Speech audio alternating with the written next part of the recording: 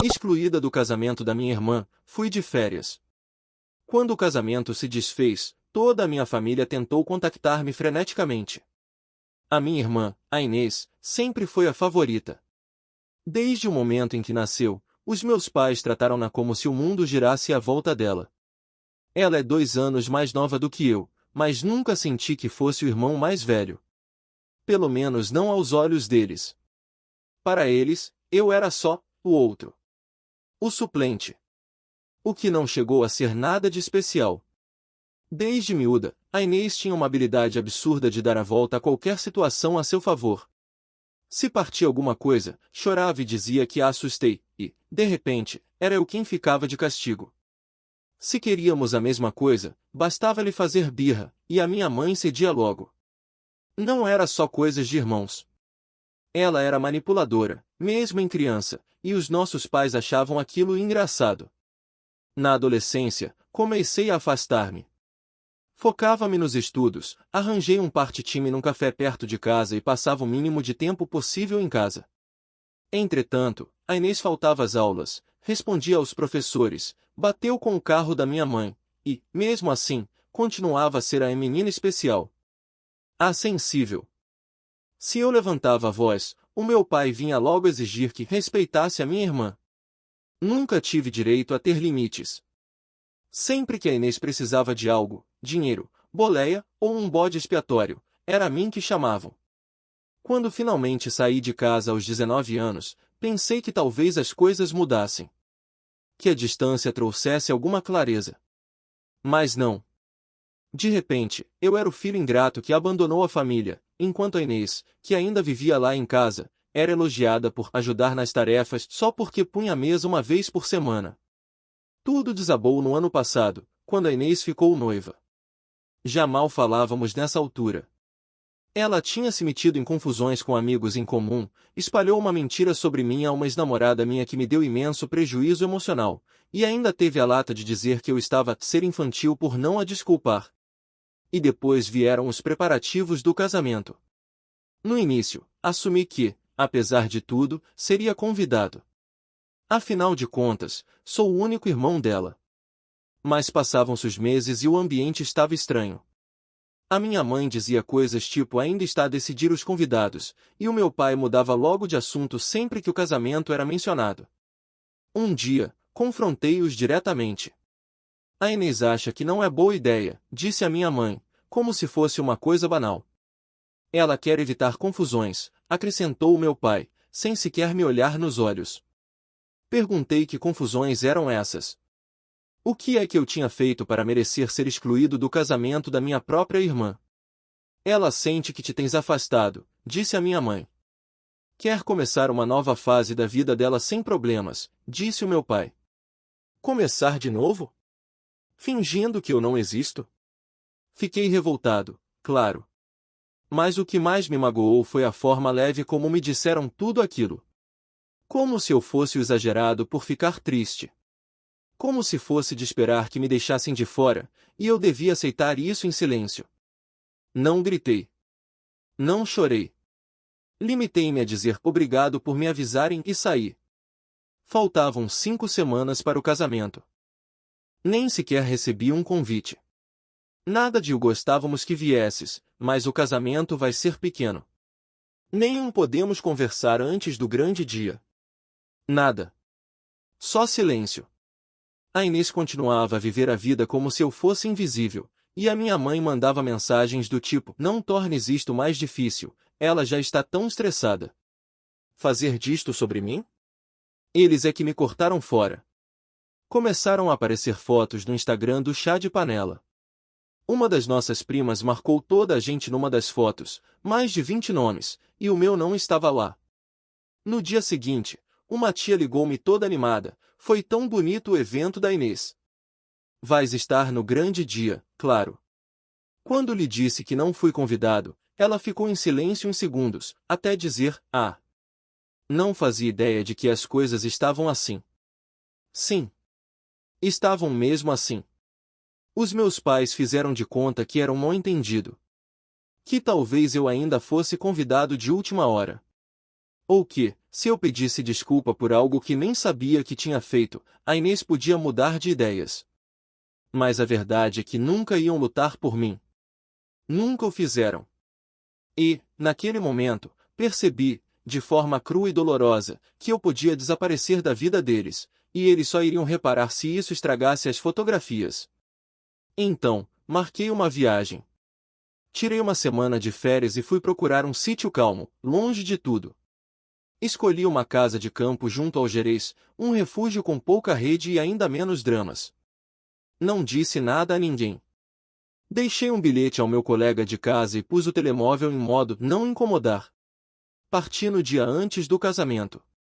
Lembro-me de estar à espera no aeroporto, a passar os olhos pelas mensagens antigas com a Inês, antes de tudo isto acontecer.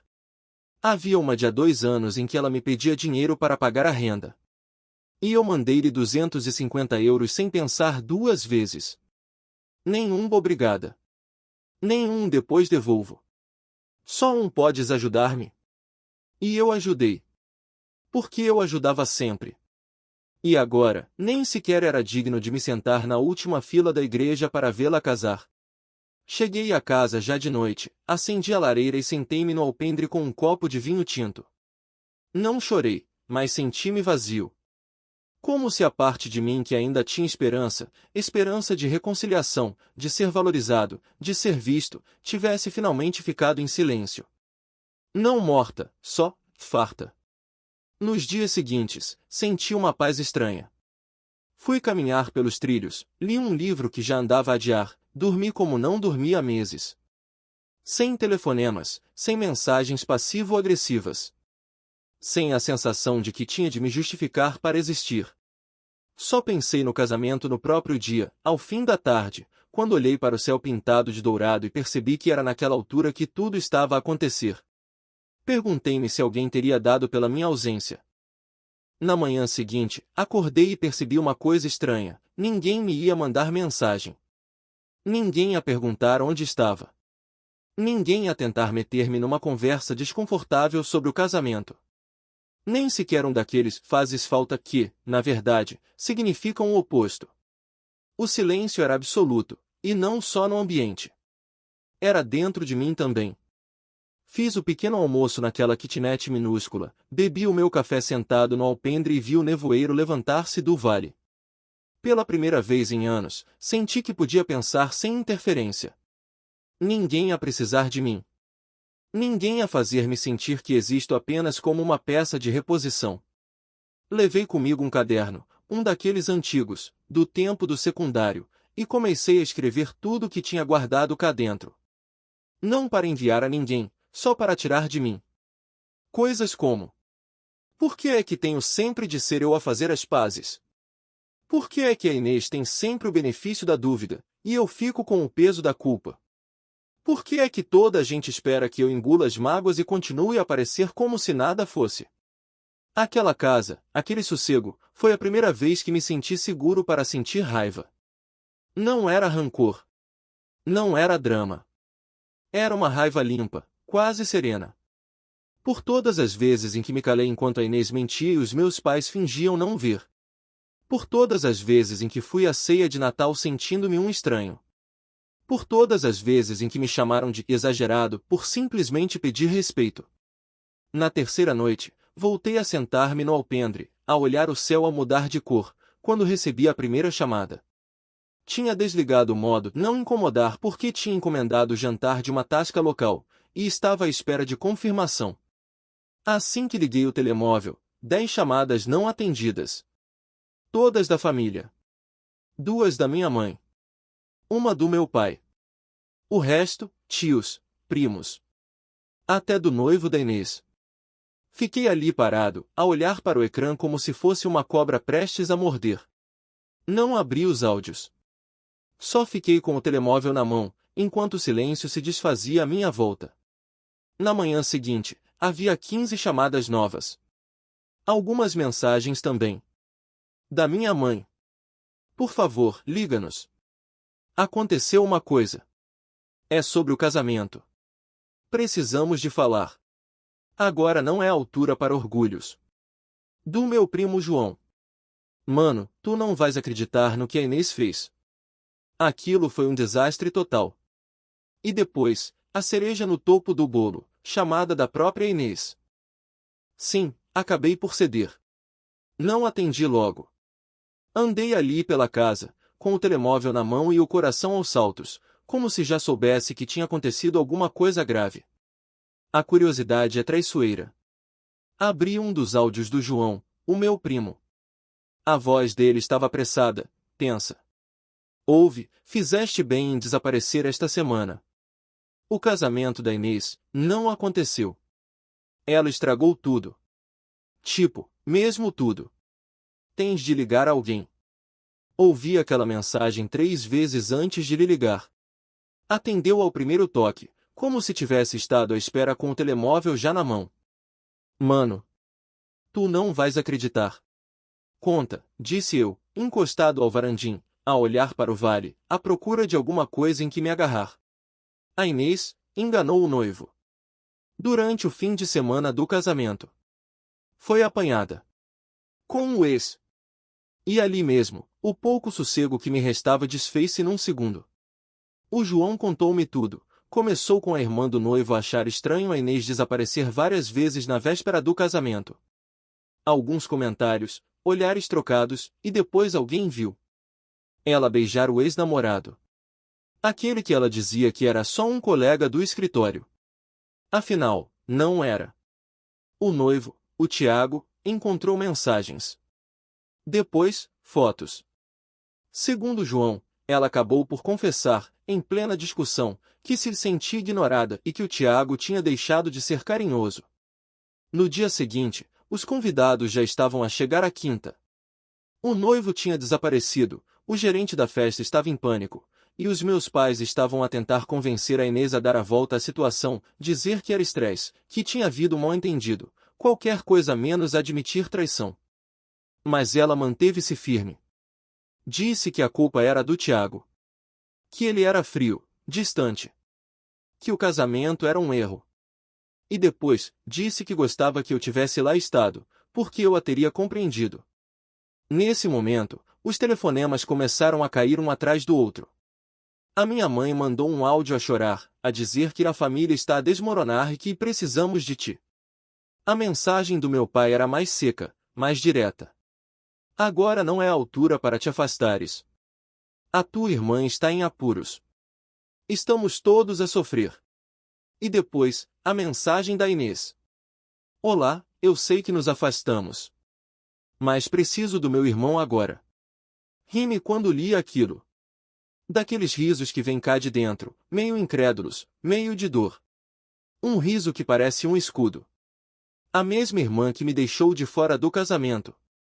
Que nem me deu a opção de dizer não. Que passou anos a manipular tudo e todos, agora precisava de mim. Não respondi. Nem nesse dia, nem no seguinte. Nem quando a minha mãe voltou a ligar com voz de súplica, nem quando a minha tia tentou manipular-me com mensagens do tipo ela está a ter um colapso emocional e tu estás a ser cruel. Ninguém parecia lembrar-se de que, há 5 dias, eu era apenas o estorvo. A vergonha da família. O que era melhor deixar de fora para tudo correr bem? Mas agora que o castelo de cartas desabou? Agora, de repente, eu era a peça que faltava. Gostava de poder dizer que fui forte. Que mantive a calma, não deixei que me afetasse, que continuei a ignorar tudo como um campeão. Mas, sinceramente, desabei. Foi na terceira noite após o casamento, ou lá o que aquilo foi, e eu estava sentado junto à lareira da casa de campo, com o telemóvel a vibrar outra vez. A Inês. A minha mãe. O meu pai. E até, estranhamente, o Tiago. Ainda hoje não sei como conseguiu o meu número. Passei os olhos pelas mensagens, uma a uma, como se fossem pedaços de um puzzle que eu já não queria montar. As mensagens da Inês mudavam de tom a cada hora, de simpática, para carente, para manipuladora, e finalmente agressiva. A última dizia: eu sei que estás magoado, mas isto já é demais. Estás a fazer isto por birra. Birra? Apaguei o fogo, saí para o terraço, descalço, e gritei: Não sei bem o que disse, talvez nem tenha dito nada com sentido. Só sei que aquilo que me saiu do peito era uma mistura de frustração e dor acumulada. Não era só por causa do casamento. Nem apenas pela Inês. Era por nunca ter sido escolhido. Por ser sempre o que tem de engolir sapos para manter a paz. O que perdoa sem receber um pedido de desculpas. O que é chamado de sensível demais por apenas querer ser respeitado. Era por perceber que a minha família só me via quando lhes dava jeito. Sentei-me no alpendre, abri o bloco de notas do telemóvel e comecei a escrever tudo o que queria dizer. Não para enviar. Só para não deixar apodrecer cá dentro. Eis um excerto. Só se lembram de mim quando vos dói. Quando a verdade vem ao de cima e precisam de alguém para limpar os destroços. Eu não sou o vosso saco de pancada. Não sou a peça suplente. Era vosso irmão antes de me riscarem. Não venham agora, depois do desastre. Não cheguei a enviar. Mas senti cada palavra como se gritasse. Não atendi mais chamadas. Voltei a desligar o telemóvel, escondi-o debaixo de um monte de camisolas e deixei o silêncio envolver-me de novo. Como uma armadura. Porque, naquele momento, percebi, a minha família não queria reconectar-se comigo. Queria que eu aparecesse para fingir que estava tudo bem. Para absorver a vergonha da Inês, para que os outros não tivessem de lidar com a realidade. Eles não procuravam ligação. Procuravam conveniência. E eu, já dei demais. Fiquei mais 2 dias afastado de tudo. Sem mensagens, sem chamadas, sem atualizações. Quando finalmente voltei à cidade, a primeira coisa que fiz foi mudar o número de telemóvel. Nem hesitei. Entrei numa loja, dei os meus dados, e deixei para trás o último elo com o caos deles. O passo seguinte custou mais.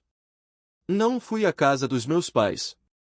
Não respondi às mensagens da Inês, que, nessa altura, já tinham mudado de tom mais vezes do que me consigo lembrar. Ainda bem que apareceste finalmente. Já pedi desculpa, que mais queres de mim? Mas ela não pediu desculpa. Pelo menos, não por aquilo que realmente importava. Nunca disse, desculpa por te deixar de fora. Nunca houve um reconhecimento verdadeiro. Só começaram a lembrar-se de mim quando precisaram de alguém para colar os cacos. E isso não é arrependimento. É desespero. Não me vou calar, comecei a terapia na semana seguinte. E olha, foi a melhor decisão que tomei em muito tempo. A psicóloga olhou para mim, depois de eu contar tudo, e disse algo que me ficou gravado. Está à espera de tirar água de um poço seco. Fiquei ali parado. Porque era mesmo isso. Uma vida inteira a tentar receber amor, atenção, ou até só consideração, de pessoas que nunca estiveram dispostas a dar. Que só me viam quando era conveniente. Que me queriam por perto, desde que não desse trabalho. E decidi que chega. Mesmo. Desde então, comecei a impor limites. Claros. Disse aos meus pais, com calma, que precisava de espaço. Que não ia participar em jantares ou festas se a Inês estivesse presente. Que não estou zangado, mas também não vou continuar a fingir que nada aconteceu. O meu pai não respondeu. A minha mãe disse, só queria que os meus filhos fossem próximos, e eu respondi, então devias ter dito alguma coisa quando me começaram a afastar. A Inês nunca mais disse nada. E, estranhamente, estou em paz com isso.